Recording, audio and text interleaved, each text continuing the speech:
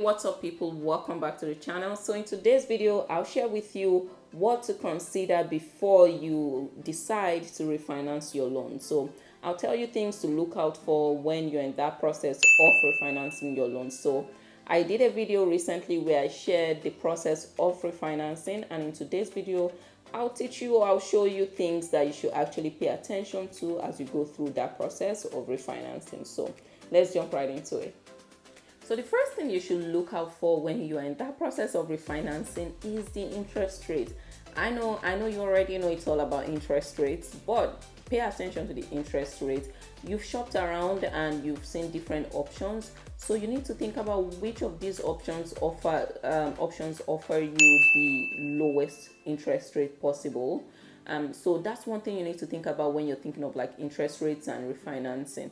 The other thing you need to think about, still within interest rates, is whether or not fixed interest versus variable interest would work for you. Like which of those options or a mix would work best for your budget or for your own situation. So there are refinancing options that will say like your entire interest rate would be fixed. And then there are options that will be like the entire thing would be fixed plus variable.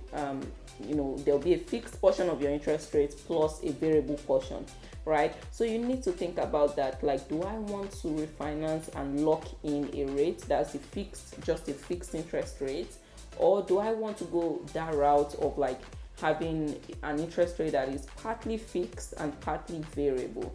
I think those are the most important questions to think about when you begin to like talk to banks on like refinancing your loans, especially student loans. So first, think about like which interest rate is lower, and also think about like the components of the interest rate, like fixed versus variable, what percentage of it is fixed, what percentage is variable, that kind of thing. So the first and most important thing maybe that you should think about when you're refinancing is the interest rate and the detail of the interest rate, really.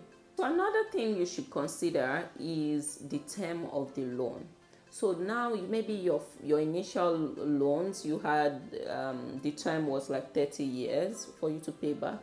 When you're refinancing, you also need to think about the term of the new loan or the refinanced loan, if that makes sense.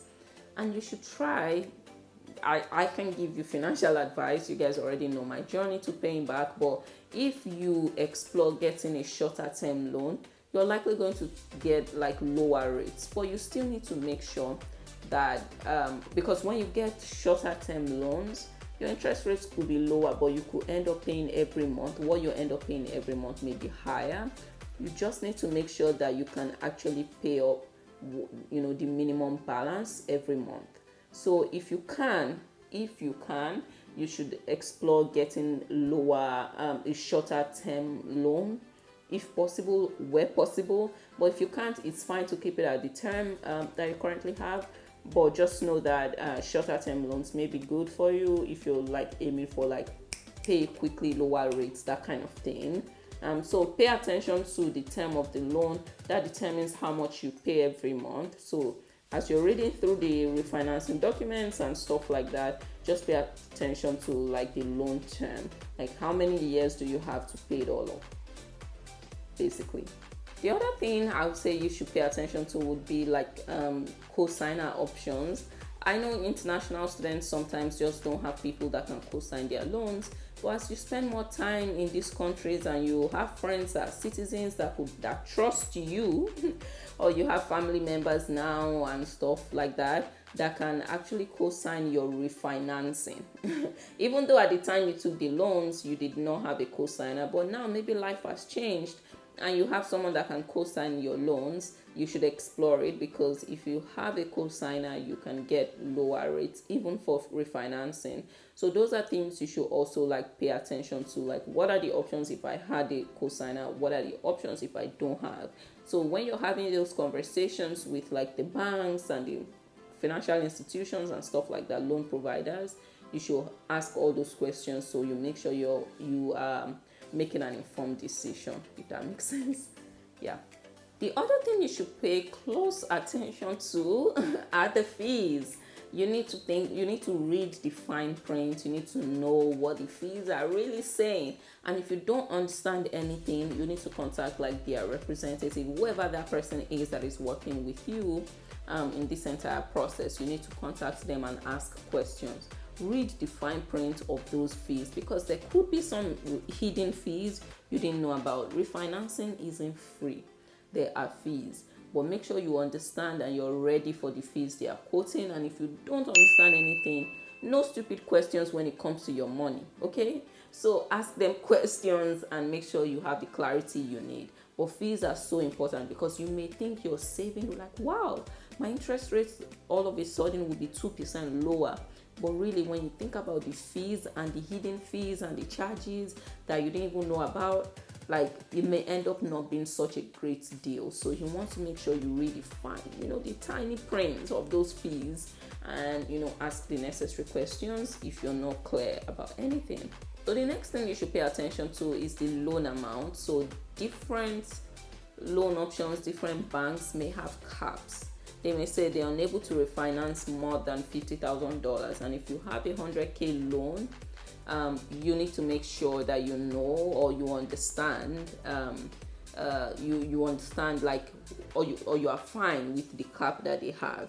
So as you're thinking about options, I already explained the steps you need to follow in a previous video when you're thinking of like refinancing. But step one that I mentioned in that video is to shop around for different banks and different rates. In that process, when you're going through that step one of the whole refinancing process, you need to think about like loan caps.